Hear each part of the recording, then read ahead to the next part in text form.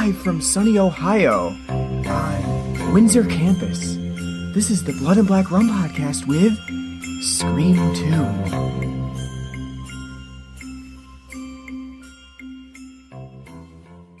Hey guys, welcome back to the Blood and Black Rum podcast. I'm Ryan from ColdSploitation.com, and I'm joined with my co-host Martin. How's it going? Pretty good, actually. We're back a little late. Unfortunately, there were some issues with recording our last episode, and we didn't have a chance to do it. And mostly because I had to bail. So, my bad. So, we're getting this out a little bit late, but you know what? Happens in podcasting. We do these things live. We don't do them in advance, and it is what it is. So, but we're picking back up in our Scream. I guess it's a marathon. We won't call it a Scream month because we don't really do things in 1 month anymore because we record our sessions every 2 weeks now. So we're in the Scream marathon. We're too deep this time, so we're into Scream 2 territory now. Scream 2, for me, is probably one of the most watched of the Scream sequels. I would say I've probably seen Scream 2 more than the original Scream. And that's partly because of ease of access, I think. I probably had a lot more access to this film when it was on TV, and there was multiple times and chances for me to see it. And I think it was one of those movies where it was easier to get to the rights to for TV, so they would show it a lot on like USA and AMC and stuff like that. If anything, the one for them to do that would be Scream 3. This was like prior to Scream 3, so you were in like that limbo period of like the 3 year, Scream between Scream 2 and Scream 3. I think it got some airtime on TV, and I don't know. It just happened to be the one that I caught most often. Yeah, it's the one I've seen the least. Really? Yeah. Oh, that's interesting. So you got kind of two different opinions coming at this. Well, I will say that I do remember Scream 2 pretty well.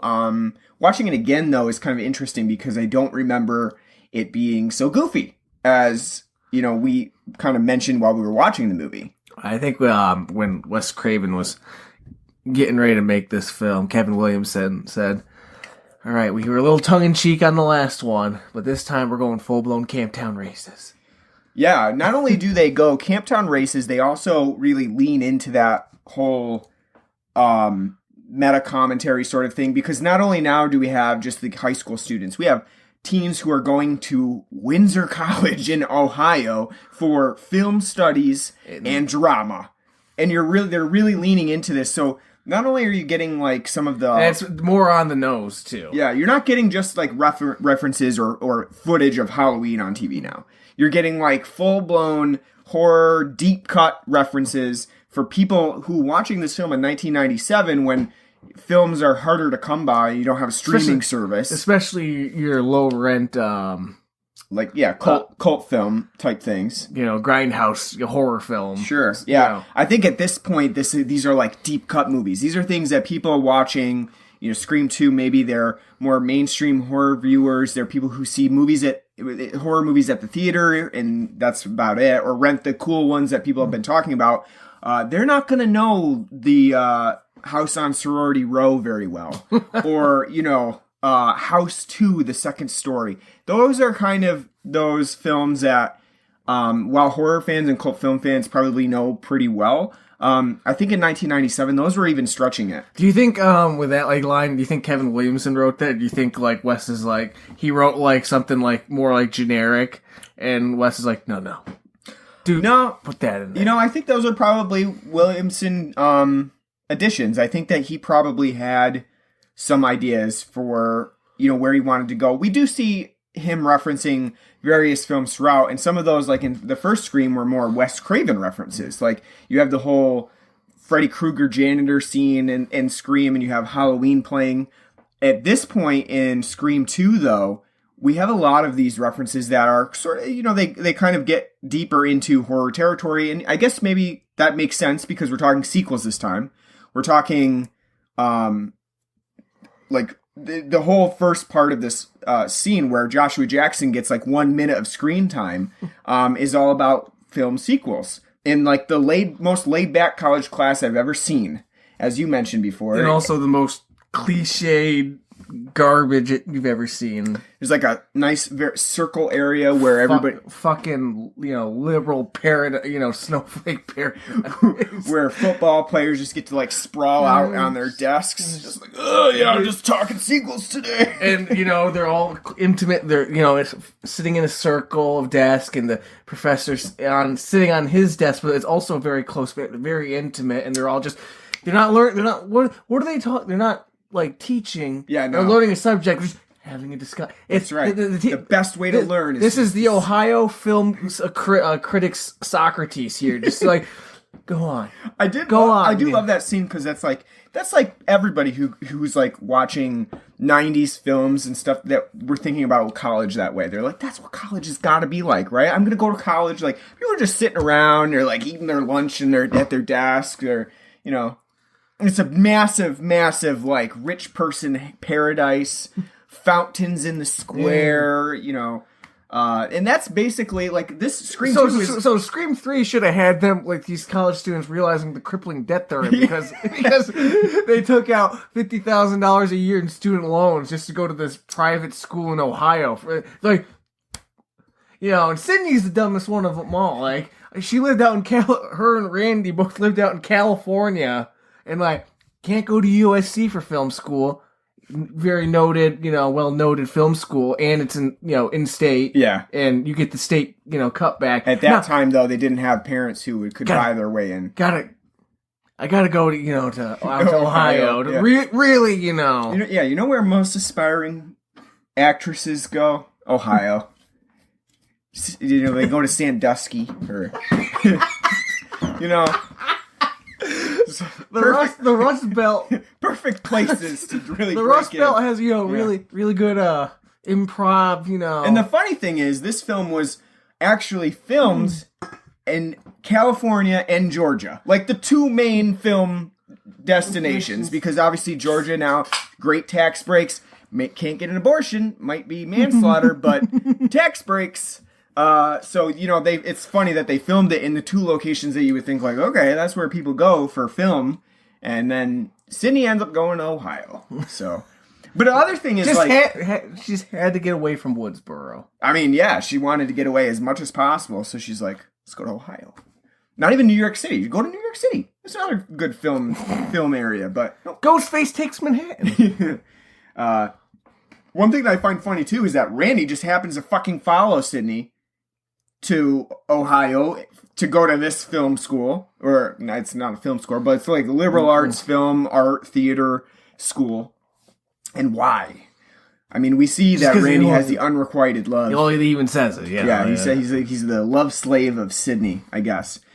If I were Randy, I'd be like getting the fuck away from Sydney. Like, she's just a magnet for bad things happening. Especially after the first film, getting stabbed, surviving all that. Yeah, you're like... You think he'd be like, fuck this, I'm going to what? I'm going somewhere else. I'm going to Texas, Become a, freaking rancher or something. You know what, though? What happens then is the sandworms get you.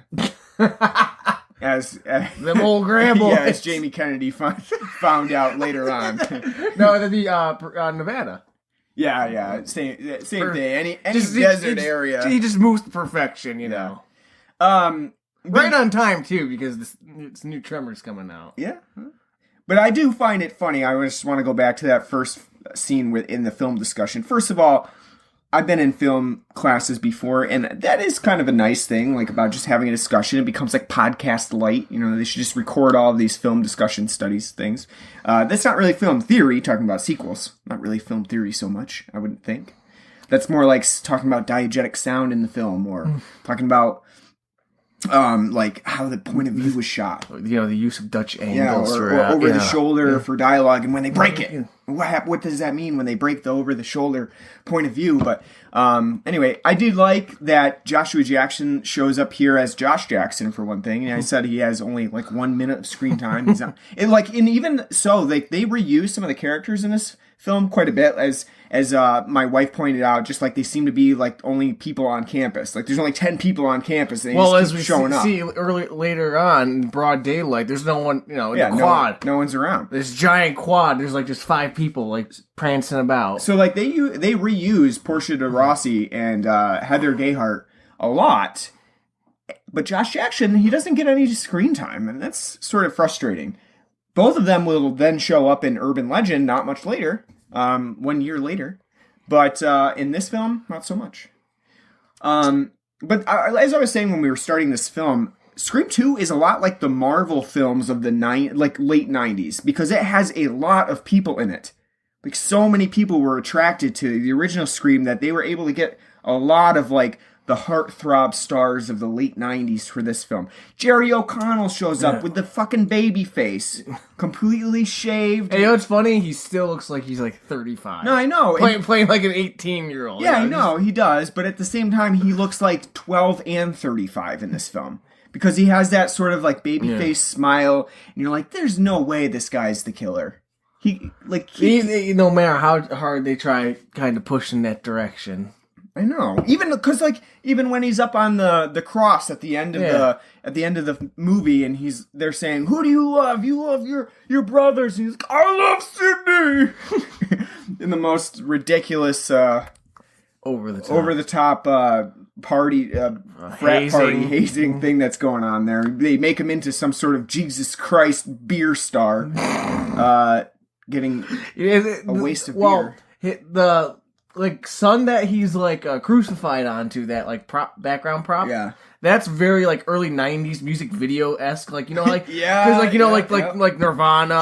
sure. And I know what you mean. And Alice in Chains video, all that. Like they had the really crooked, warped imagery like that. I know what you mean. Yeah. Even made its way into a Tom Petty music video. Even the lighting of it too. Yeah, it's very with the orangey-ish lighting that's on him. Yeah, that's all very music video-esque. Yeah.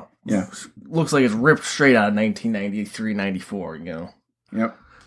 That is true. Who else we got? We got Heather Locklear shows up real quick as the Drew Barrymore stand-in and Stab.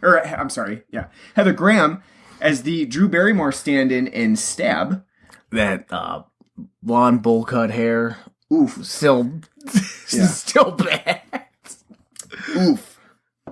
We got Laurie Metcalf right out of Roseanne at this point. Into the latter stages of Roseanne, I think it was probably the death knells of Roseanne. Which she was I think at the time winning every TV award under the sun for best supporting actress, for being on Roseanne, but she's always great. She's always fun and everything that I see her in. Even in Roseanne, she was the fun aunt, even though she was meant to be annoying, she was always the very liberal. I say really, because I find her to be incredibly tolerable compared to fucking Roseanne. No, but in the show itself, she was meant to be annoying aunt, sister lady that comes over. Maybe that's why they put it in Ohio. Why? Because Roseanne's in Illinois, so they're bridging the Rust Belt gap, Yeah. Yeah, but Laurie Metcalf is here. She's Michelle Gellar. We complained in the first film, God, all they're missing is Sarah Michelle Gellar, and they'd have themselves a 90s All-Star team. You know what? They did. They got her. They got her this time. They got her for this one. And I think she's criminally underused in this because she is... I think that's the point, though. She's supposed to be Drew Barrymore. Yeah, she is. But at the same time, I Know What You Did Last Summer. Come before this, I think? After 98. 97... Oh, so I think I Know What You Did Last Summer was either 98 or... Let's see, we can see right now. It was 97, so it was in the same year. So, one thing that I found interesting was that, in this film, she does make a pretty good heroine type thing because, again, she does have that sort of Buffy characteristic that you're pulling for in this movie, and she's wearing the very skin tight pants that... And she's not bitchy or cunty. She's just very she down. Stays home from the party. You're no way she's gonna die. She's not partaking in drugs, alcohol, or sex. She's staying home eating a pizza and watching Nosferatu.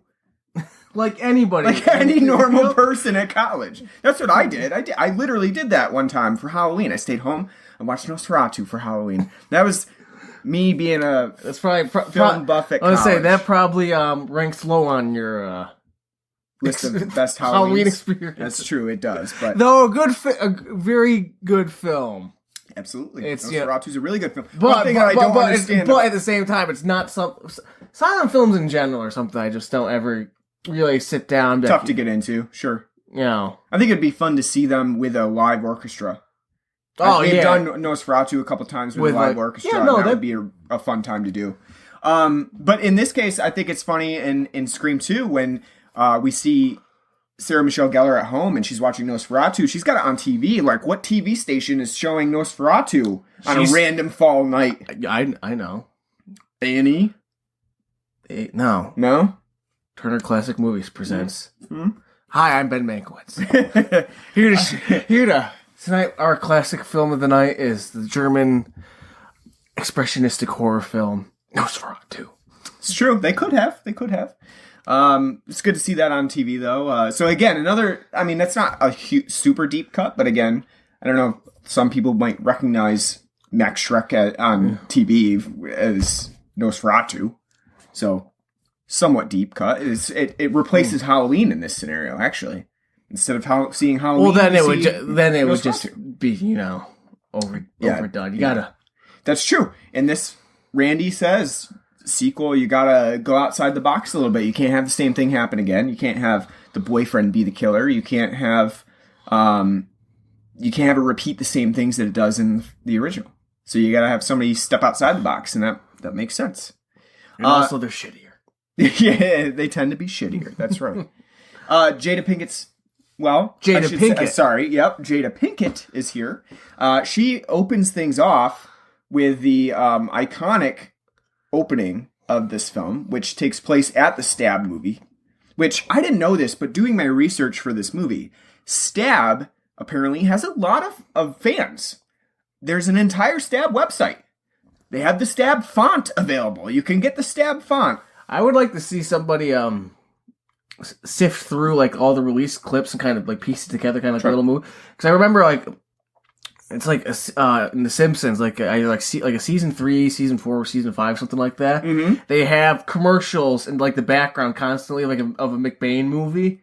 And if somebody put that together, they actually did it, so it all does fit together. Oh, they put it together, and it's like a 30-second, Die Hard, Lethal Weapon-esque thing of like McBain. It's an action, So that would be cool. Like if like throughout the films as they're going, like there was enough clips to kind of string and make its own. That would film. be cool. I mean, in this film, you do see pretty much most of the opening of Scream redone into Stab. My favorite thing about Stab, though, is the logo or the whatchamacallit there, the tagline. This is gonna hurt. It's just that's it. That's the tagline. This is gonna hurt. But the one thing about Stab too that they do make fairly well done is that it's like a super corny version of a horror film. They intentionally are leaning into that for Stab, especially now. I think as we talked about when we reviewed Scream, though it has its meta moments, compared to today with everything being hyper meta and like online humor and just like pop culture in general. Mm-hmm. The original Scream, as we both agreed, not that meta, and it has its moments, but like it's not anything really like that would stand out today. Like if you were to show something like a Scream to a 15-year-old today who's never seen it before, they'd probably be like, oh, it's kind of got a little bit, but it's not that meta. Yeah. Scream 2 is able to be kind of lean a lot more into being meta because of the whole fact that it's got this subplot in the background going on of there being a movie now made about the Woodsboro murders called Stab. Mm-hmm. And we also get to see clips, the early, early showing that they have for the film. Yep. In Ohio. Now I just thought about it. The early showing for that film was in Buttfuck, Ohio. Yeah, it's shown at like this Egyptian movie theater type thing that they've got going on.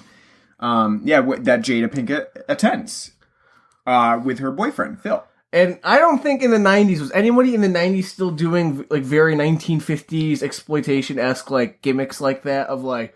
Giving out costumes and like having fucking, like guy running like a prop thing of like Ghostface like flying through the sky and the film like in the film kind of like joking it's filmed in like Stabo-vision. Honestly, the whole arm swinging back and forth outside, looks like so poorly put together that that's like a lawsuit waiting to happen, just falling on somebody and like killing them underneath that swinging arm outside. Yeah, but this is like a William Castle-esque thing that they're that's what I into was saying. Like there. when we talked about like the when we did House on Haunted Hill, you know, like I get what Wes Craven's referencing, but like in 1997, nobody's fucking doing it. Well, not only that, but just thinking about the logistics of trying to, especially in like a theater like this in Ohio, like in some random place in Ohio showing this as a premiere, to send in like hundreds of costumes of the Ghostface killer. Think about how much that would cost them to just show that film one time for a premiere in Ohio. But think of the publicity. Yeah. Yeah, but I don't remember much about the film because I was wearing my Ghostface costume, standing up and just going and, with my knife in the air. Which that's like the worst part about this film. That whole opening sequence in the theater. You're just sitting there. If I was sitting there watching that movie with all those ass, I would punch somebody in the face. I would literally lose my shit just because like your ass down and watch the movie. I know. I'm just sitting there thinking about how unpleasant that must be. No wonder why Jada Pinkett's like, this is bullshit. Fucking white people, yes, like, for real, yeah. She's like one of the only black people in the audience in there. There's one other one. She gets shit going like, oh, Star 69 his ass, but, like, oh, she's being a loud, obnoxious black lady. But all these fucking white guys just like standing up, like, going, the entire time without paying attention. Perfectly fine. I understand where that whole conversation they had in the beginning about, horror movies not being for black people because they get the short end of the stick and it's not culturally appropriated, right? So, like, that whole sequence there is, like, kind of like, yeah. It's a good... total fish out of water, sequence. Yeah. Yeah, you're right, though. I would never want to be in an audience like that. It looks terrible. I'll take my two people in the theater to that. She should have saw that Sandra Bullock film. Ugh. Don't get me started on saying Sandra Bullock. Makes me annoyed. But yeah, Jada Pinkett... was it around the same time as like Miss Congeniality? Maybe they're trying to church it up. Something like that. It was like 1997. Something like that. I could see it being... Fresh off of Speed 2. I could see it being like Practical Magic or Miss Congeniality, something like that. But yeah, Jada Pinkett in this one, going with the full crew cut. No, not even crew cut. Yeah, it's shorter. Caesar. Yeah. Got the, like, George Clooney Caesar. Like, it's, as I said, like, 1997, 98, the year where not just men had the Caesar, but women, too.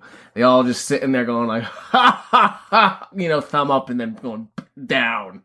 I always liked that opening sequence with Jada Pinkett because I thought it was interesting as sort of a commentary about, like, how... Because everybody was so wild in that film, no one could tell the difference between, like, a murder and just being, like, fake. So it's, again, that idea about movies and blaming the movies for something that violence. Blaming the movies for violence.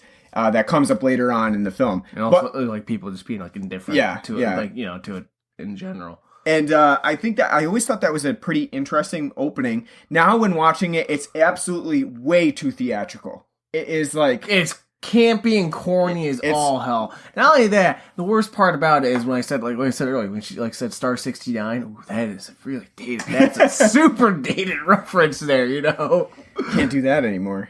Because what's caller ID? We don't know. Oh, just Star 69 and I'll call him back. I thought that was like super theatrical, especially because like, not only do you have just her getting stabbed in the seat, then he chases her through the aisle and he stabs her 4 more times and then she gets up on the stage and does her little death wail. It's super theatrical and I don't know. I wish that music's totally campy. Oh yeah, because then you got the choral arrangement of yeah. I thought that was a little bit cheesy now. I still like Omar Epps' death though, when he goes to the bathroom.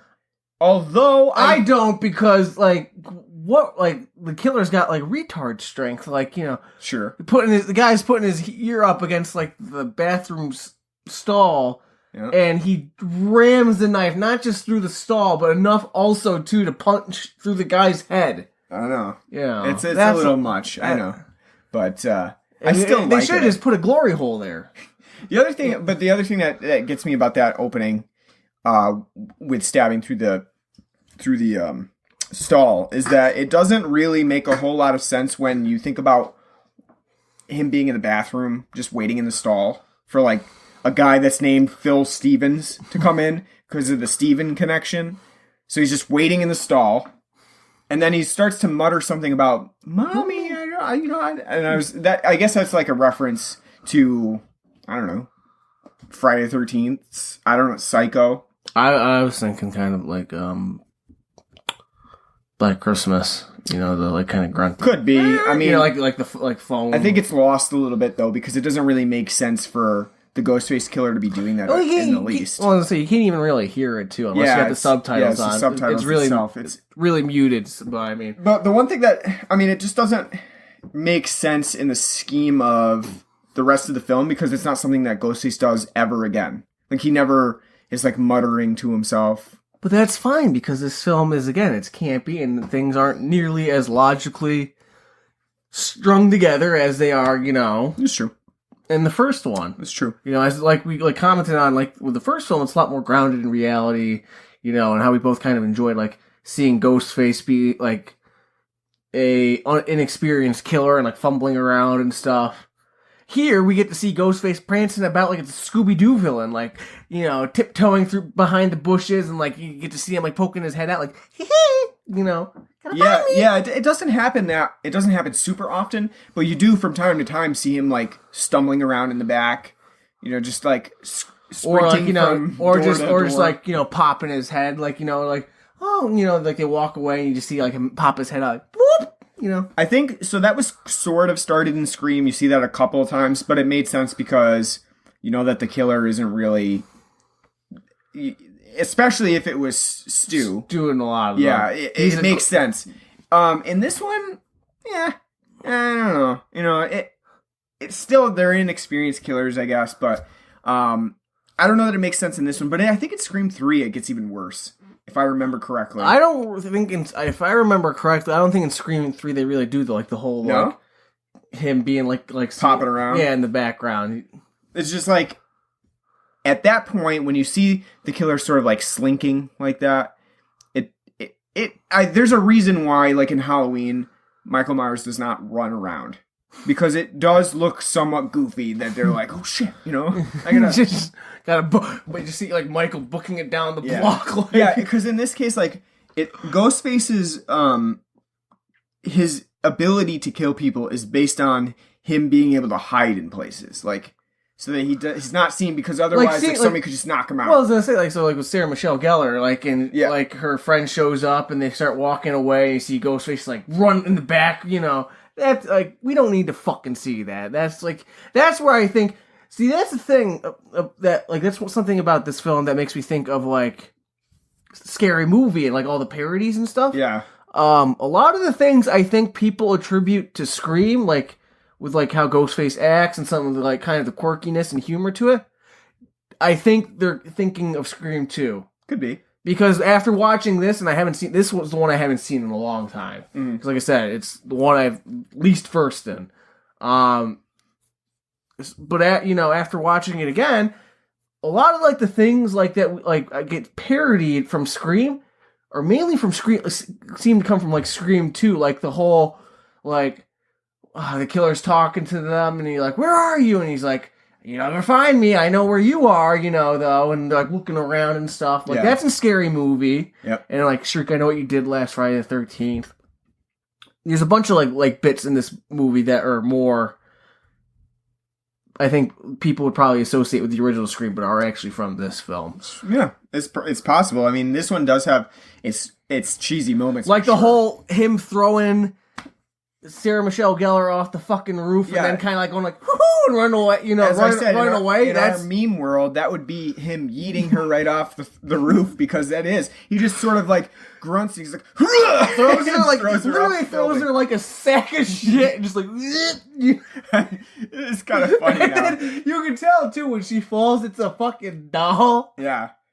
And it's like falling forever off a 2-story building, and then that's true too because like the thing about the films here is like we're set in like college mansions. Like she's like 4 stories up in the air based on how she falls, and yet the house is not 4 stories; it's 2 stories, and it still is a pretty big like 3,600 square foot mansion, but still.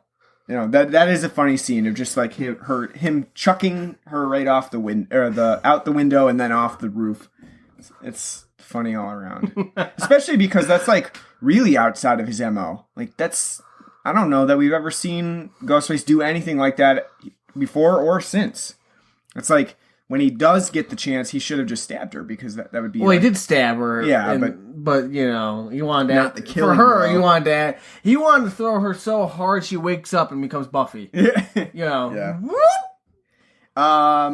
We did not. Let's see. We didn't talk about Timothy Olyphant. Timothy Olyphant showing up here. An early role for him.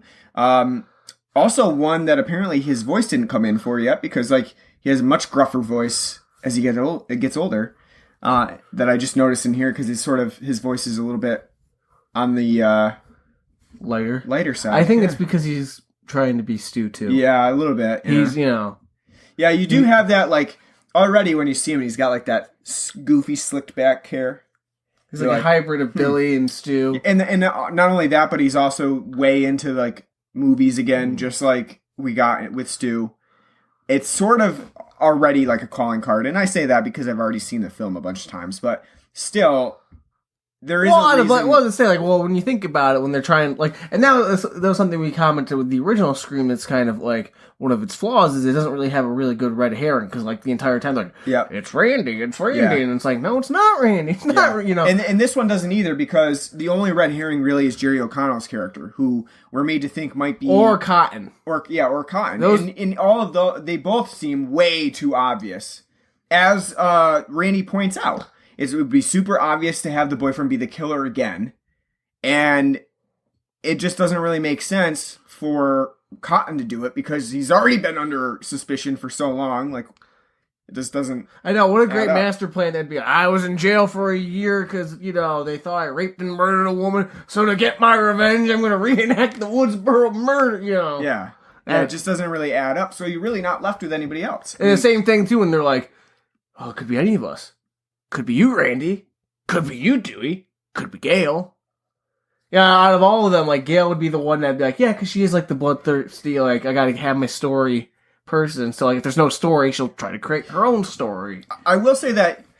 But at the same time, could you really believe Courtney Cox, being able to jam a knife through a stall door in someone's skull? No, yeah. So... I do think that they did a pretty good job with Laurie Metcalf, though, as hiding her identity. They hint at it quite a few times. They hint at the mother from Friday the 13th, Mrs. Voorhees. They hint at... what was the other one? There's something else that they talk about that makes sense for her. The news inventing their stories, which is exactly what Laurie Metcalf does, because she's always the first one on scene for the scoop. And she's really interested in the whole Woodsboro murders and what's going on. Yeah, I mean, they hint at it, but it doesn't really ever... It's not at a point where you're like, yep, it's going to be her, Mrs. Salt. Mrs. Salt. Debbie Salt. Debbie Salt. I think that they did a pretty good job of that one. But with Timothy Olyphant, you sort of have that suspicion all along that it's him. He's definitely got some screws loose. I think part of it is Timothy Olyphant's fault, because in some ways at the beginning of the film, he plays it up a little bit too hammily, like with how he reacts to certain things. And when he gets close to Sydney... Super rubber face. Like, yeah. Yeah, it's sort of goofy. And you've already getting that Stu impression throughout much of how he acts. He just had the need to add, like, yeah, man. Yeah. And then he'd be spot on. Yeah, actually, he does that, though, at the end of the film. Remember, when he's doing, like, his rant. Yeah, no, I'm saying, like, just, like, throughout the entire film, not just, like, at the end. Yeah, it's like, you're great, Billy, go tell him, Billy, yeah. It's good rap. Yeah. This is not Timothy Olyphant's best film. For sure. I mean, I do love the man. I love him in Justified. Love him in Santa Clarita Diet. This one, not his best work. But again, part of that is, just like with Stu, part of that is the writing of that character itself. To be goofy. Yeah. And it just sometimes it doesn't work. And also, the other telling thing of his character is that when he disappears, like... He does! Halfway through what? I don't remember him being, like, gone for 2/3 of the film. Yeah. But then, like, when we got near the closing act, and when he shows up and he's the murderer, And it's like, I fucking totally forgot. He hasn't been around since, like, they were at the hospital. Yeah. After, Randy gets... Not Randy. Cece gets killed. Yeah. Yeah, and it's just like, that's it. He's gone. And part of it, too, is because there are a couple lengthy chase sequences in this film that sort of last throughout like, most of the third act of the film. Like, the whole cop chase sequence of Ghostface driving down the road with the cop on the hood of the car, and then they try to climb out of the cop car. Isn't he just the biggest dumbass in the world too for not letting go or firing a shot? He's just like, I'm warning you, Yeah, Teenage Mutant Ninja Turtles it. Yeah, down the road. Yeah. But yeah, I think again, Timothy Olyphant, not his best role in this one, but I think he's got to work with what he's been given. So, I will say, both David Arquette and Courtney Cox, this is where they really become their characters. Yeah, they're starting to get into the role. Courtney Cox has gotten rid of her terrible haircut from the first movie. She's really grown it out a little bit here and put some red streaks in. She's going to be devilish in this one. It's the 90s. That makes, You know what? When she gets shot at the end from that stray bullet that... she said bounced off her ribs. Yeah, when she gets shot, she's going to survive. You know why? Because she's got red streaks in her hair. How could she die? She's way too fiery for that. Well, it's funny, too, because, the way that, poor David Arquette gets stabbed in the soundproof room so you can't hear his, like, guttural, not again type probably shouts, and he's getting slammed into the window. At the end, like, when they're talking to Gail, you just hear, Gail! Oh, it's Dewey! He survived. He literally gets the same ending from the, Scream 1 where they're, like, wheeling him out, like, I'm okay, Again, he did nothing in this movie. Except he found a VHS. Except be bumbling, develop a limp. Yep. He found a VHS tape and a VCR, and that's pretty much all he did in this movie. And for being a 28-year-old man or whatever, he wearing what his outfit reminds me of? He looks like the old man from Saving Private Ryan in the graveyard before he tells his tale about what happened. Because he's wearing those nice, like, old man pleated slacks. He's and wearing knickers. Tucked in polo shirt and his bomber jacket. He looks like an old grizzly World War II veteran. He's got his limp from the stab. Which I do like that they actually kind of explain, like, because he's limping throughout the entire film and his arm's kind of dead. Yeah. And, Jamie Kennedy gives him shit about it. Like, why the fuck are you doing that? And he's like, getting stabbed, cut a nerve. Severed a nerve, that's why. So I like that they actually, because as I told you, I can see him like, I really want to be taken as a serious actor, I want to come in and be like, kind of like, I'm going to go with my left foot route, Yeah. Yeah, with this, and like halfway through the film, Wes is like, hold on, Dave, what are you doing? Why are you limping around like that? Well, I think it would add something to the character. Well, it's not written in the story. Yeah, but I really think it would add a new layer to my character. All right, we'll have a rewrite and have Kevin fucking. I could see them like just seeing that after like they've shot already a few scenes. Like, oh shit, what the fuck's Dewey doing? He's like, have you been doing that the whole time? Yeah. Like, yeah, I have. I'm like, fuck, we can't go back and shoot those again. We're just gonna have to go with it. But yeah, it is a good touch. I think it adds a little layer because a lot of times you see people come back and they're just fine. And I forgot about that part too. What? That he had a limp in this movie. Yeah, right. Because in Scream 3 and Scream 4, he doesn't.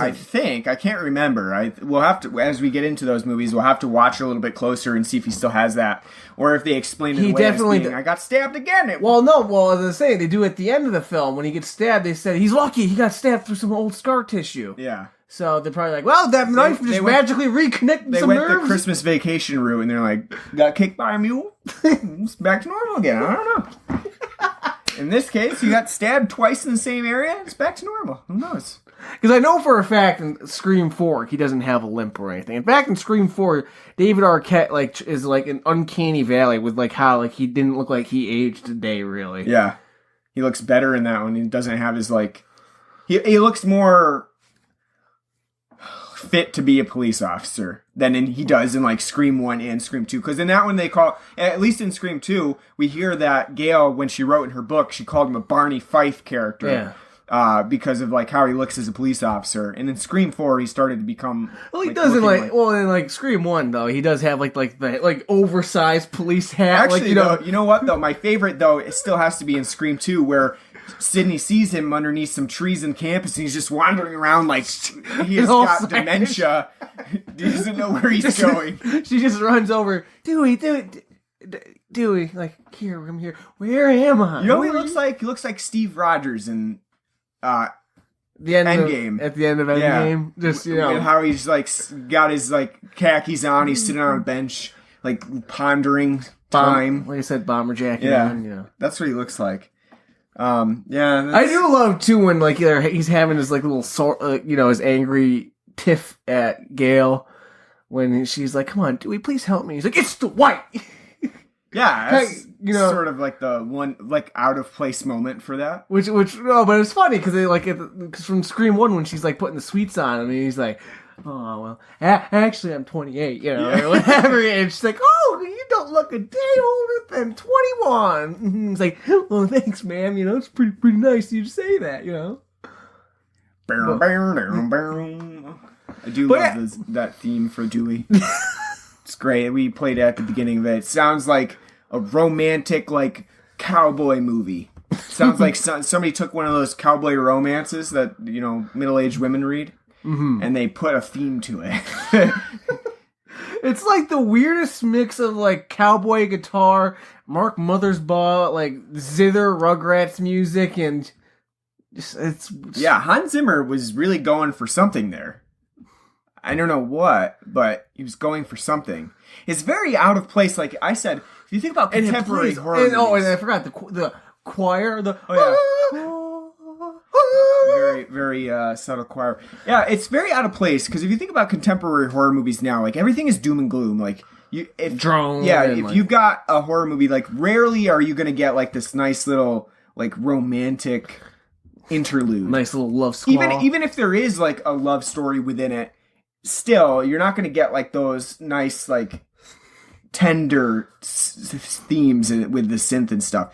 In this one, though, it really goes for it. Like half of the film is sort of relegated to like those tender xylophone synth. They might as well have just had like REO Speedwagon's "I Can't Fight This Feeling" because this is what it kind of sounds like too, like except with like little cowboy guitar. Yeah. So they're like, "Oh, is that Dewey over there?" Do do do do do. He just looks around like, "I can't fight this feeling any longer." It'd be great. They already used "I Think I Love You" in this one. I mean, not as a full theme. Well, because they have they're doing the Top Gun. Yeah, and that was yeah, that is. Like I said, if I was Sydney, I would be like, "Get the fuck out of here! I don't want to see you again." That was extremely embarrassing. And no, I don't. Oh no, that was great too. Like her friend's like, he's such a good singer, and he's like winded and died. This guy who looks like he's, Jerry O'Connell looks like he's like ripped to the gills and like been in the gym all day. Apparently hasn't done any cardio because he's up there piping away. It's like, "I think I love you." You can see him grabbing it, like aspirating, like like he was a fucking lineman in football after like a long run. They got him on the sideline, like, get the oxygen mask, Yeah. It would have been great, like, because he was wearing like a light polo, like if halfway through you just see him like breaking out in sweat, just dripping at the end. That is true. I think we hit most of the character people that I mean, that's a lot of cast though. That's a big cast. Like I said, it's the Marvel movies of the 90s. Got that nice in memoriam, as you said at the end when they're doing like you have to have like it was like 5 minutes of in memoriam pictures of each individual character, which I said they should have had an RIP like stamped on each one of them if they were dead. RIP. For like Jamie Kennedy, have a question mark. Yeah. Who else? Yeah, they could have had. Well. Yeah, Timothy Olyphant, they could have had question mark as well, because they only blew him away like 6 times. That doesn't mean that he's dead, though. Could come back. They always do. Yes, that's super. Like, in your face, man. At that point, it's not even meta at that point because it's so tongue-in-cheek. The end? Question mark? They might as well. Yeah, they basically did. I mean, they basically left it at that. Or, you could just get a Stab 2. They should just do, instead of a sequel to Scream, they're like, we're going to make Stab. Make it even goofier. You know who we didn't talk about for characters? Luke Wilson. Luke Wilson shows up here. It's so great. Definitely tongue-in-cheek, obviously, but it's like playing to Luke Wilson's best qualities. Oh, being Luke. Being Luke Wilson. Yeah. Basically, they were just gave Luke the script, and he was they're like, read this. And he's like, okay, do you want any, specific character? No, just read it. It's what's great, too, is, Owen Wilson's, the, oh, wow, and Luke Wilson's the, oh, wow, Yeah, he's the more stoner-esque, that brings me down, He's great in this one. I do love it. Which is funny that he's doing that role because at that time, he's not he's not a super established actor or anything. Yeah, I know. Because who's what has he done before then? He did Bottle Rocket. Owen did, and they get Tori Spelling as Sydney, and they're like, Luke Wilson will be the other lead in this movie. That's kind of weird. Maybe it's supposed to be his big break. I don't know. Maybe. I don't know. But I mean, yeah. Again, that's another thing too, kind of going down to the uncanny valley of the wow, what was going on,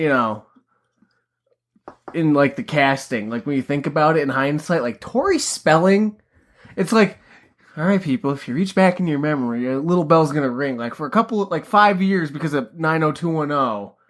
She was big. She was a big thing, Yeah. And it's not she was even that big on 90210. Just wireless phones. It was just because her her dad, Yeah. But it's just wow, that's whew. Maybe that's why in Jay and Silent Bob Strike Back where they do the Scream 4 parody and they have Shannon Doherty in it. Sort of, yeah. Well, she's supposed to be a star, so is that supposed to be a call to Stab? And not only that, Mallrats because she was Mallrats. I would definitely like to see them do an actual Stab and do the things, but try to play it up a little bit. Well, I think that'd be fun. Well, like I said, that's why I think having Scream be every 5 year or a once a decade film series. Yeah, return to it. Because I think that's one of the fun things about Scream 4 is how they kind of it's been such a big enough break in between Scream 3 and Scream 4, there's been a totally different direction that slasher films and horror films in general have gone, where in that you get the whole opening sequence, which we'll talk about when we, do Scream 4, but and how it kind of is commenting on the Saw franchise and, torture porn and shit like that. Mm-hmm. So it'd be something cool, to kind of revisit. Now it'd be it's all these goddamn, exorcist bullshit, so I have Ghostface be an actual ghost this time. Woo! Or a possessed. Yeah. Or purge-esque, I guess. Yeah. It would be fun to have them do something like that. Let's take a short break real quick to do a plug for one of our friends and podcasters. Hey there, listeners. Are you tired of the same old boring podcasts that talk about the most up-to-date trending topics, celebrity news, our day-to-day life experiences, sports, politics, and the world around us? Or you just can't even find one at all? Well, look no further. Real AKA Truth is a biracial podcast with 3 guys who speak nothing but the real truth on today's society and culture in their unique, witty, hilarious, humorous way that you're sure to get a kick out of. With new episodes published every Saturday, you can join them each week, my friends, as you're sure to get a smile with Nick, Muff, and TY. Available on almost all podcast apps and formats. Just search Real AKA Truth or go to anchor.fm/realakatruth2019. Wow, that was great, wasn't it? You can't say that about your own plug. Well, it's not. I didn't write it. I know, but you're plugging your own plug. That's true. You're saying wow, I did a good job reading that plug. If anybody wants to pay me to read their plug, I can do it for you. Just let me know. I'm going to start a book reading podcast where I just read stories. Unfortunately, you don't have as dulcet of a tone of a voice as your father. You don't have that radio voice like he does. I could. I just don't.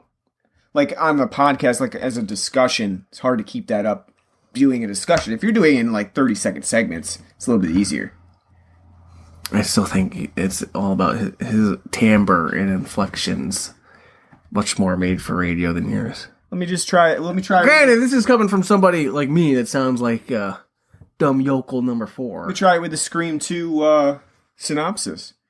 2 years after the first series of murders, as Sydney acclimates to college life, someone donning the Ghostface costume begins a new string of killings. It's pretty good, right? It's pretty good. I can do that. I said radio, not like whorehouse video promo. Promo. In a world. I was saying, you almost sound like you're like a strip club DJ. Now let's give it up for Sapphire. I could do that too. Yeah, you want to pay me to do that? That's fine. I could do that. One thing that strikes me now as I'm looking at IMDb, as reading that synopsis. This film's 22 years old. Well, yeah, not only that. Don't say that. Wow, Jesus Christ. I know. That seems old. Yeah, where's your life? Where's our life Good going? Lord. Good Lord. But no, what stands out to me is that Scream 2 is 2 hours long. It does feel winded in parts. This one, unlike the first Scream, it does not have as cohesive and shortness of plot that Scream had. And I'll say... Well, because there's a lot of faffing about. Yeah, there really is. Not only Ghostface is doing the faffing. Well, because like I said, they're too busy on doing... Like, literally, they just need Scooby-Doo and like have them like going... Whoop, whoop, whoop, probably the best scene for that is when Ghostface slips by Dewey in the projection room, and all of a sudden appears behind Gail as if he was on the floor behind her. He pops up from the floor. Well, I think it's because they're supposed to be both of them at the same time. I know, but at the same time, kind of like with the first Scream, yeah, there's 2 killers, but at the same time, in this one, just like the first one, it seems like frickin' Billy's mom, Mrs. Loomis, has only like killed maybe like 2 people. I think maybe she did the ones in the movie theater and killing Randy. Yeah, but then you have to and then everything else is in the Mickey. movie theater. She's got some mighty wind up on her knife stabbings. Well, even if it was Mickey, that knife isn't really long enough to fucking go through that's the just stall, like out of realism in general. The stall side and through the. I don't think I could stab through a stall. The scary movie was a lot more realistic with it being a glory hole and a penis going through his ear. Yeah. No, but you're right. Some of these scenes do have that Scooby-Doo aspect of like all of a sudden Ghostface is there. Like I said, literally the biggest one is when he's stalking Sarah Michelle Gellar and they show him fucking traipsing through, like, sneaking through. And like they literally just should have had him stop it, like, after he goes by, like poke his head back out, and kind of like have the mask wink. Like, I'm here, folks! The other thing they should do is, like, when the victims are running away, they have that, like, when they're running with, like, all you need is, you just need Freddy at the end, too. Be like, now let's see who the killer is. Yeah. Basically what happens. Old man Mickey! One thing that is really long about this film is the ending. The end reveal is extremely long. It's way too long. Well, if you think it's long here, wait till you get to Scream 3. No, I know. But in this movie, like, you have some really goofy scenarios where, like, Sydney and Mickey are going back and forth between a column. And it's like, oh, you're going there? Nope, you're going over here. Oh, you're going over there. No. And it's like, all of those chase sequences add up to be like 20 minutes of the end of the film. It's way too long. A lot of films in the 90s tried to do this because they were like, we got to have the ending be a bombastic conclusion. You can't just have it be, one lead up where they have one encounter and that's it and they're dead. You have to have like 20 minutes of exercise going on of, Sydney runs away. She gets away. Oh, no, then the killer catches up to her. And then they have another chase and then they get away. And that's the suspenseful part of it. But it's really not suspenseful. What it does is just elongate the film entirely. Way too long. Especially because the stakes at the end are nowhere near as impactful feeling. They don't resonate like they do in the first film when you find out, oh my god, Stu? Oh my god, it's Billy? They've been doing it together and here's this grandiose plan and, and then fucking stabbing each other and all this stupid shit. Here's just... And maybe, like, I remember, I saw Scream 2 when it came out. On, like, when it first came to, like, movies, is one I remember seeing in, like, DirecTV. You know, my parents ordering it and watching it with them. So 1998, in 97, can't really remember as an 8-year-old in the moment what like the whole like it's gonna be all about the court, you know, trial. Here it comes off as really like especially now it comes off as really tacky. He's like, well, unlike Billy, I don't want to, you know, be free. I want to get caught. Make it all about the trial, you know. Yeah. Because OJ just was 2 years ago. So playing off of that, but even still, like today, like going off of because Scream 4 touches upon about, you know, the idea of celebrity. You know, this is kind of like the same. Scream 2 is basically kind of the same thing, but it's not the personal celebrity. It's the drama and thrill that comes from the trial that creates celebrity all around. You know. Yeah, and I do like though that Mrs. Loomis at the end is like, that's never going to work. That would never bullshit. Work. Yeah, because you do think as the audience, you're like, what the fuck is Mickey's plan after that though? There's still, even if he pleads insanity because he watched movies, like what does he think's going to happen to him at that point? Just getting off scot-free? No, he's going to an insane asylum in 1997. But not only that too, it's like, you know, no one's ever thought to blame, you know, the media, you know, for this.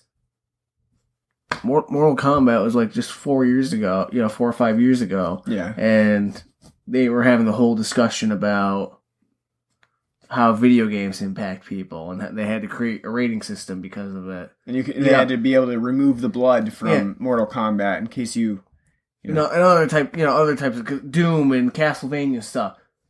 In the 80s, you had the whole, you know, music and the whole parental Satanism. Yeah, you know. Satanism was everywhere in the 80s. Frank Zappa's, you know, albums are creating, you know, suicidal maniacs. The media has always been around, actually. Yeah, so it's not, you know. Yeah. It wasn't really the original thing that Mickey thought, huh? Well, you had, like, in the 50s, like, you know, comics couldn't, you know, they had to follow a certain code because they couldn't be, like, doing anything that was, like, hippie, commie propaganda crap. So it's like, it's not a new idea to, you know, blame it on the media. It's true. So what do you think of the kills in this movie? Yeah. Very middling. Honestly, none of them are really creative. The only one that is creative is the opening. Yeah. But even still, it's so, like, kind of like that whole first, like, stabbing through the fucking stall was just like, It's creative and cool, but at the same time, it's like, all right. Now we know in this film we're going into a little bit of the goofy. I kind of like Randy's kill because we don't really get to see it. I like the build. I like the build up to it. The build up is easily the best part. Yeah, you know. I think it's great. It's pretty cool because Randy gets to showcase, you know, sort of his bravery in that scenario. He's like, because for the most part, Randy's sort of like a goofy ass guy.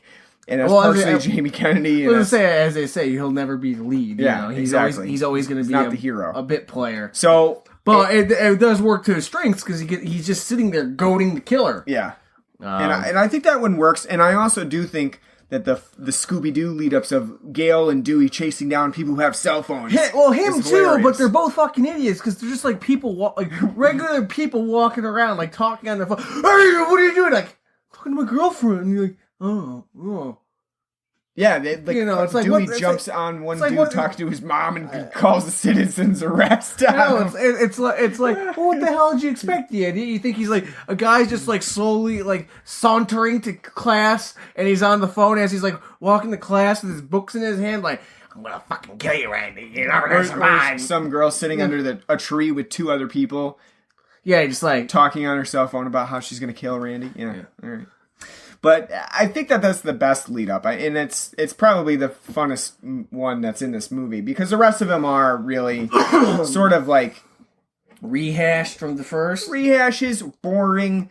Sarah Michelle Gellar is unfortunate. It's just throwing her off of the house. So it's really most of those just don't work that well.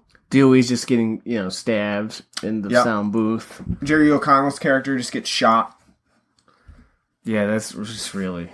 I think the only thing about that is that it's a nice surprise because you only really see the knife right at the first moment with Mickey, and then he just pulls out a gun and shoots him sideways through the chest, like he's in Bad Boys, But other than that, I think all the kills are somewhat disappointing in this one. It just doesn't...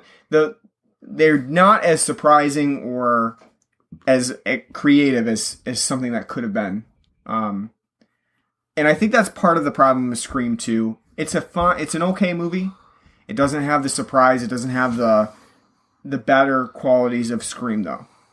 It's definitely an inferior film. Yeah, well, but like I said, I think it's a film, though, that a lot of the bits from it people reference and cop to the first film. Sure. Because, you know, it's the same thing with, like, Nightmare, Halloween, Friday the 13th. A lot of things that people remember, like, oh, that was in that one, like in the original Halloween. No, it wasn't. You know, like how gory the first Halloween is. Friday the 13th. There's no people remember Jason. Yeah. He's not in it. Yeah. Well, he's in it, but you know. Yeah, as soon as he ends. But like as a killer, he's not in it, and people are just referencing Freddy that. being like the wisecracking asshole. Yeah. You know, I mean, he's got some quips in, you know, the first film, but he's not, you know, like by Nightmare 4, like every line's like a fucking little pun or something. Yeah, I think that they probably do attribute, and I don't know why, but Scream 2 just seems to be one of those films that a lot of people reference, that they know of more, I think. They remember this one more than the others. Maybe it is that opening introduction with the movie theater stabbing. Who knows? But for some reason, people do seem to like remember this one quite well. Now, what do you think's more memorable? The opening to Scream or the opening to Scream 2? Because they're both pretty iconic. Yeah, they're both pretty iconic. I think that just the opening to Scream is a lot better because it does have that more serious interplay of suspense. And it's more surprising because you have Drew Barrymore in that scenario. I mean, Jada Pinkett, sure, she wasn't that big at the time. Yeah, she's not like a huge star. And I think at this point too, in Scream 2, you're going into it, you're thinking already, there's going to be a kill in the opening because you've already. Well, you have to. Yeah. So. I mean, you've seen Scream, you know that there's probably going to be a kill. So I think that might kind of come too because the fact that Sarah Michelle Gellar like gets like up into a third of the film, so I was like, oh, because they probably thought it'd probably be her, you know, white blonde hair. Pretty white blonde girl, you know, to get off, but they wait a little while. Then you know. Yeah, I think that the first one's better. I think that the second one is more playful and a little bit more like it does cue you into like this is going to be more of a playful, goofier movie than the original. But I definitely think that the first one is better overall. Yeah, with the suspense and everything. Like this one doesn't really conjure suspense. No. Not because you're too busy being angry at all the audience to be suspended. And the whole like when after the car crashes, which that's again like another really elongated scene. Yep. With the whole car driving around, and then like the whole like climbing over Ghostface to get out of the car and all that, and then and they go back and you know that's like wait they're like not like it's like no when you go back like he's not there. No shit, yeah. Yeah, I think the suspense in this one, it definitely is lessened from the original. For sure. And this is, again, another one that follows that whole conversation that they have at the beginning of the film with the sequels. Most of them are not as good. Going back to that whole, like, the one they're like, oh, name a sequel that's better than the original. They're, like, wrong on every single one. Aliens. Aliens is better than Alien. No, it's not. It's just it's a good film. It's not great. Well, no one agrees on any of the choices that they give out. I know, but you got like the professor, like you know, giving the warm side of the door like an approval nods, like about the Godfather too. Which again, that makes no sense when the guy's like Godfather 2's better than Godfather 1. Debatable. I love both of them, and that's like something that's really like it's hard. I can't really choose which is better because I see them as one film, like a long 6-hour film. Yeah. And then when they mention Empire Strikes Back, which I do think is better than A New Hope, and Randy Strikes Down. No, it's part of a trilogy. So what's Godfather then? Yeah. You know, it's a trilogy. There's an intended trilogy, he says, for Star Wars. That they knew that there were going to be 3 movies. Well, The Godfather, they knew there were going to be at least 2. So, yeah, I agree. But, you know, and then Terminator, you know, T2. Terminator 2's not better than T2. Terminator. And you're getting into... And I know I'm on the minority. You're getting into a difficult discussion, too, because Terminator 2 is a completely different entity than Terminator. Well, it's the same... Not the same movie. Well, it's the same... at all. Well, it's, again, the same thing with Aliens and Alien. Yeah, that's not the same type of movie. The same reason why I like Alien more than I like Aliens is the same reason I like Terminator more than I like T2. Yep. They're horror films. More horror, yeah. You know... Yep. They're not just balls to the wall action films. I agree. And they're completely different entities, and it's hard to treat them as two...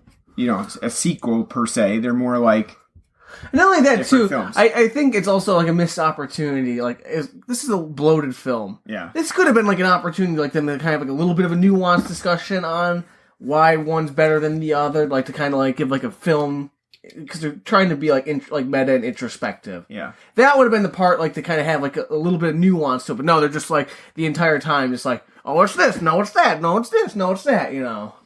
Kind of like the same thing with Randy doing his whole like what is this like when he's naming the obscure slasher films.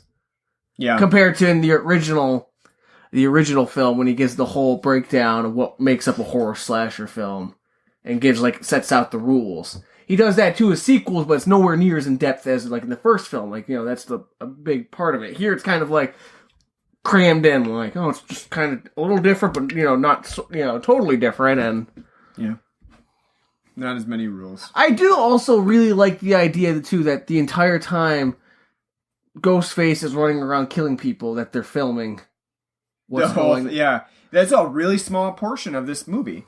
And again, that comes back because wasn't probably that big of a deal at the time, but now, especially when we get to Scream 4, that's, again, a really big part of the plot. Mm-hmm. Because it gets tied to the internet. Here it's like, they're just watching it. They're recreating their own, they're making their own snuff film. Tape, yeah. But at the same time, it's kind of like, compared to Scream 4, it's a little unbelievable. So Ghostface is running around with a giant camcorder. Giant JVC, camcorder that weighs 30 pounds, It's like, like freaking, Mickey's running off, like killing him, like Laurie Metcalf's like sitting like, get him. Did you get the audio? No, this thing has no microphone, It's got, like, a microphone that's, like, 3 inches big. It's not picking anything up, Yeah. I just thought, I really like that idea, but it's kind of, like, a really small... No, but at the same time, it's kind of like the same thing, like, we didn't really talk about it. Cotton being in the film. Exactly, yeah.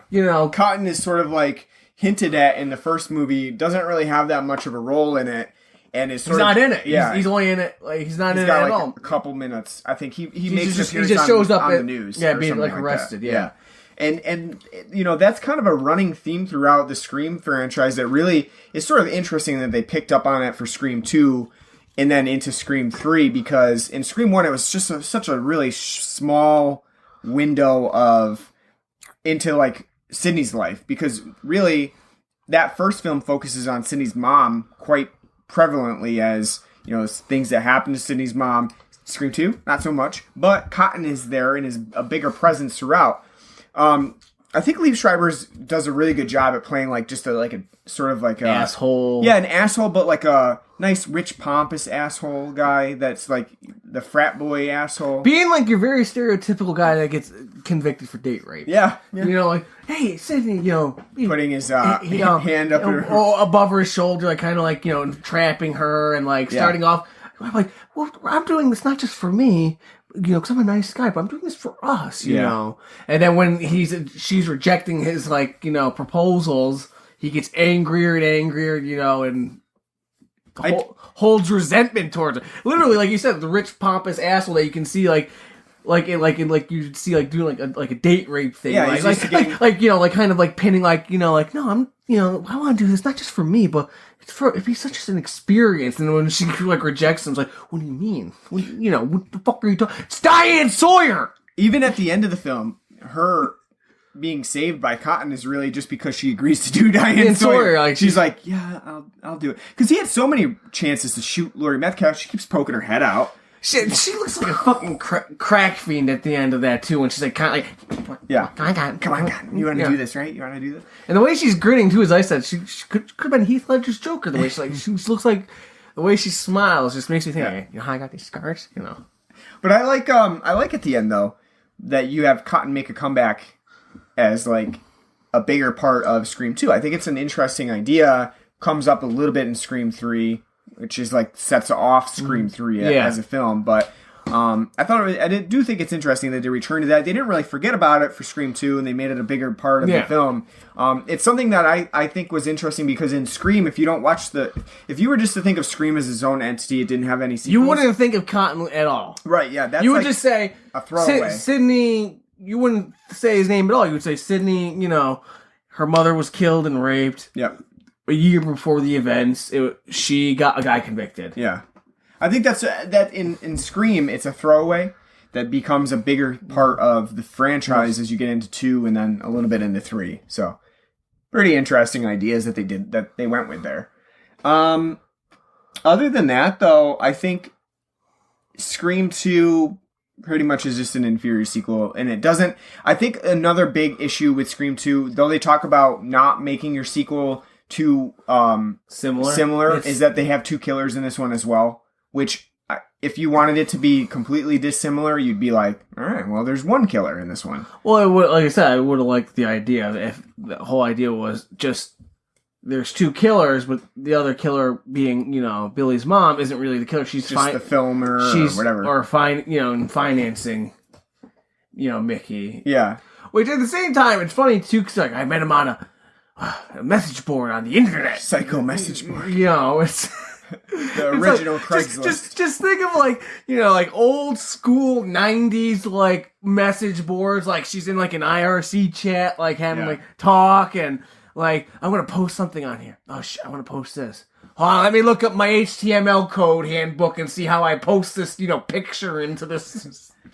That's what I just think of. Yeah. People don't understand how difficult it was back in the day to post on message boards. Hey, you want to add a picture? Oh, you got to have the proper HTML code to put that in there and space it out. And like I said, it's like Star 69, hard times and long gone that people probably don't remember. I know. Even in this film itself, there's a lot of references to the 90s.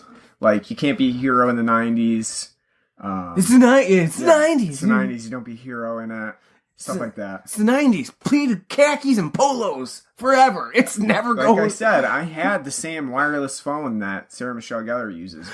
That's something we didn't talk about. Licensed score for this film. Yeah. God. Lots of... Uber late 90s with its... We got a hip-hop song. We got Master P doing... Let's make him say scream. Na, na, na, na.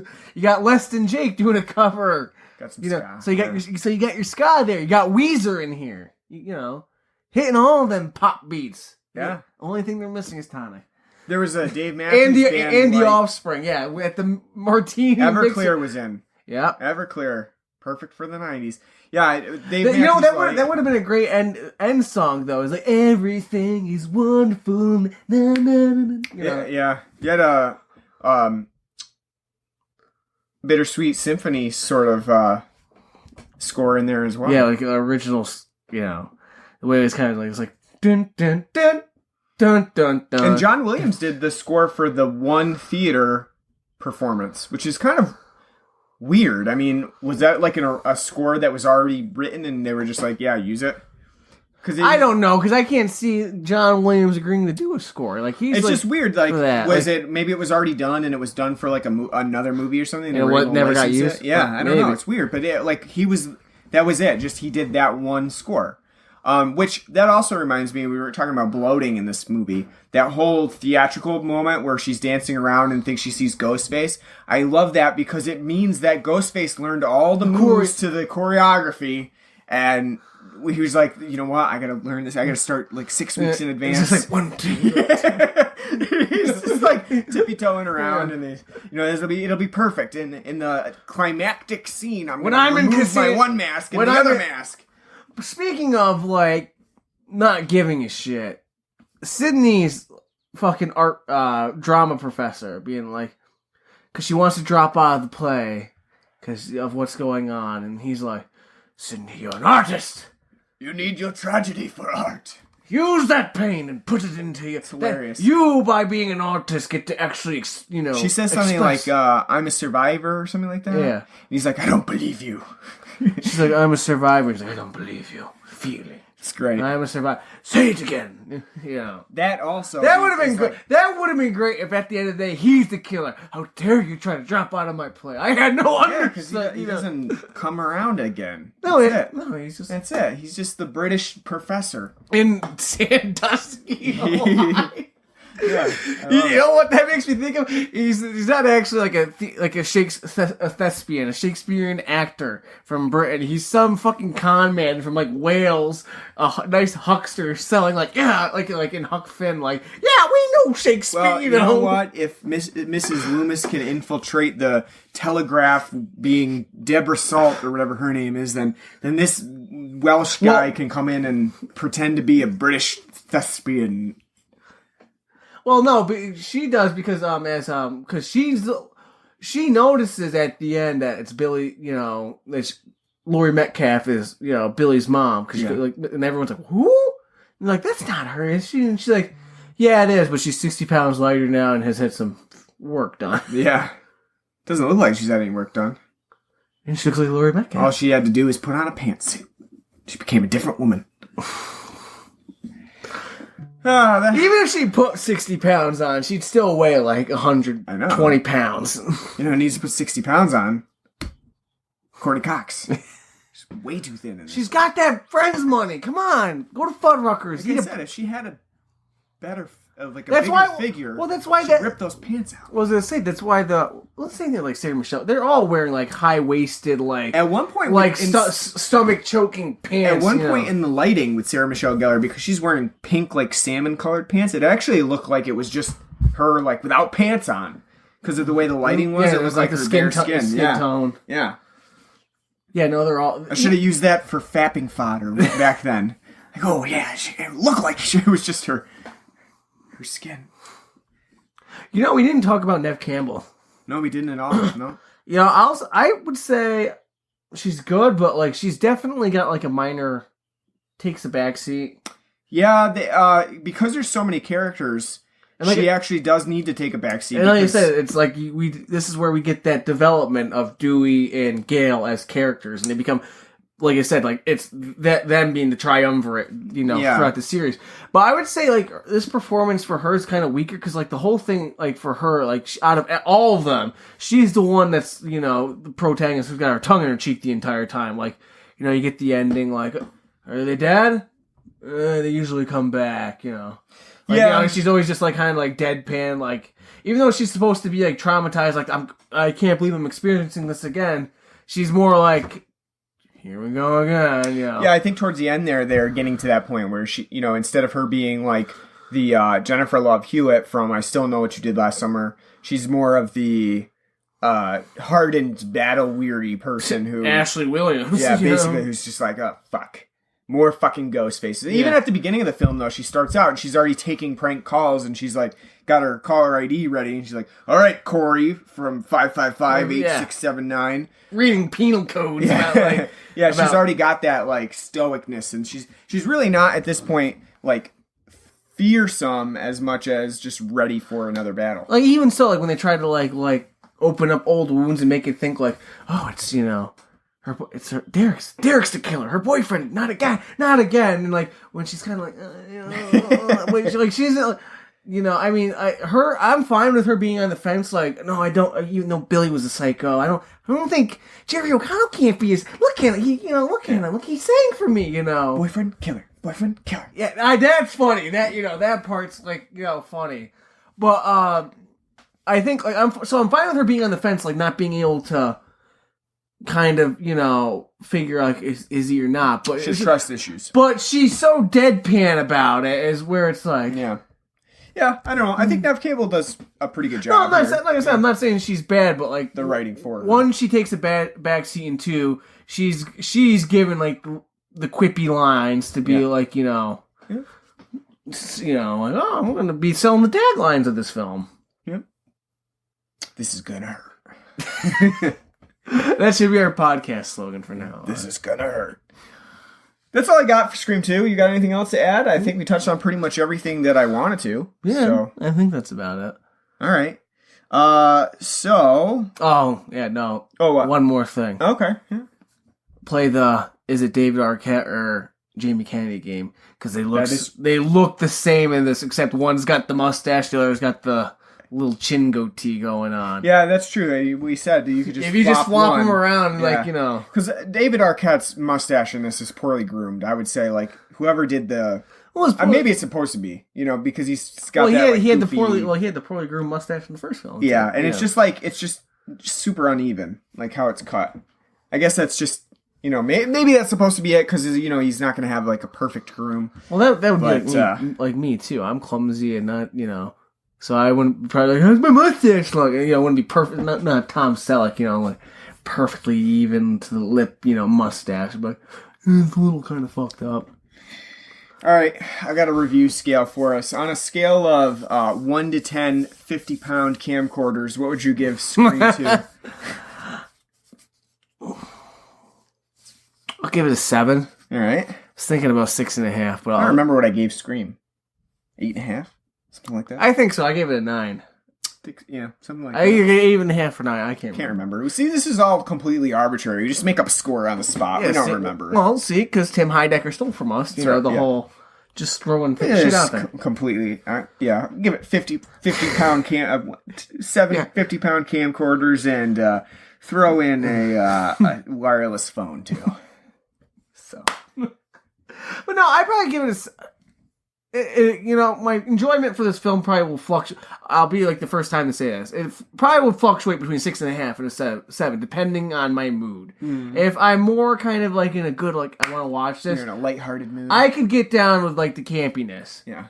But if kind of tonight where I'm tired, I just got out of work, I'm fucking sore as shit. You want a serious movie? Not that I want a serious movie, but it's this is campier than I thought it was gonna be. It's definitely a downgrade from the first, though it's more meta. It's also, that meta also is very tongue-in-cheek and to the point at times where it's not even meta. It's, self-parody. Mm.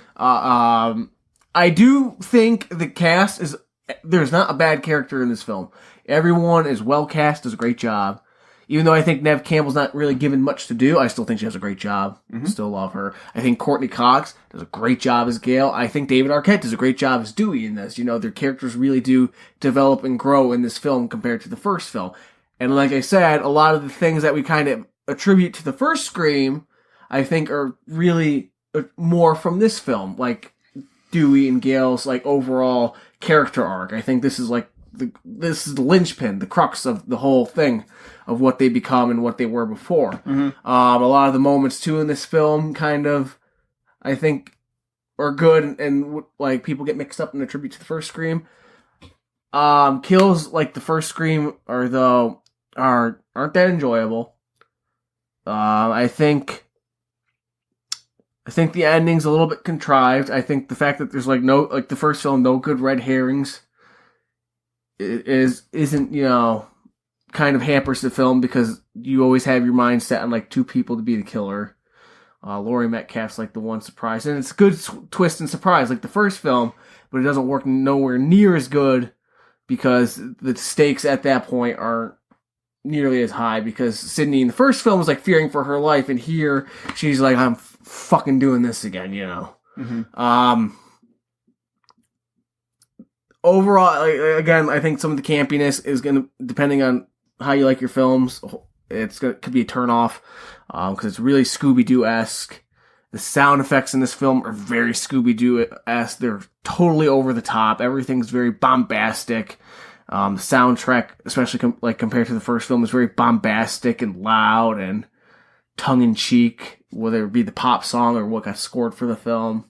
I do think the film introduces a lot of interesting elements. I think the introduction of Stab is a great thing. I think it, like I said, it would be a really great thing for them to use throughout the franchise as a film per decade, as a critique on the horror franchise as a whole, so you get different modern iterations. But overall, I do think it's good. I think the fact that the cast is so strong, even though the screenplay's weaker, it really carries the film forward and makes it enjoyable. Nice. I'd probably give it a 7.5. I think that it's, I have fun with it. Could be partially nostalgia. I do think that, the film is weaker than Scream in a lot of ways. I think that the kills aren't really that memorable. I think that it does have its cheesy moments for sure. But I think that for the most part, it's still a fun movie to watch, especially if you're into like having like a more lighthearted film. Especially, no one's going to say that this is like a very heavy film. It's it's got its moments where it gets dark, but for the most part, it's like good conquers all type things. You have fodder in there every now and then, but as long as Sydney's still alive, it's sort of a lighthearted affair. And I think that it's an all around fun watch. It's basically like almost like Stab in this film. It plays out to be. It's like a cheesier romp of a film based on the original concept. With that said, I think that there's a lot of like genericness here, especially having two killers yet again. I think that's part of that is an issue. Like it hews too closely to the original film in a lot of ways. It really sets up Mickey as a killer, I think. And but the other thing that it does really well is to not set up Laurie Metcalf. That you're not really expecting her, but then when you do find out and you think about the clues that you were given, like talking about Mrs. Voorhees from Friday the 13th, those are like aha moments where you're like, okay, they gave us that. I think, that was an interesting idea for them to do. I do wish that they had given Sarah Michelle Gellar to do, which is one of the only reasons why it's getting a 7.5. She gets a half a point there for just being in the film for a couple minutes.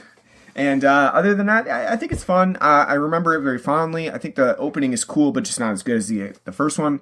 And overall, it's a fun movie to watch. Definitely, not the icon that Scream was, but it does its thing 2 years later. It's definitely one of the better 90s slasher films. Even as a sequel.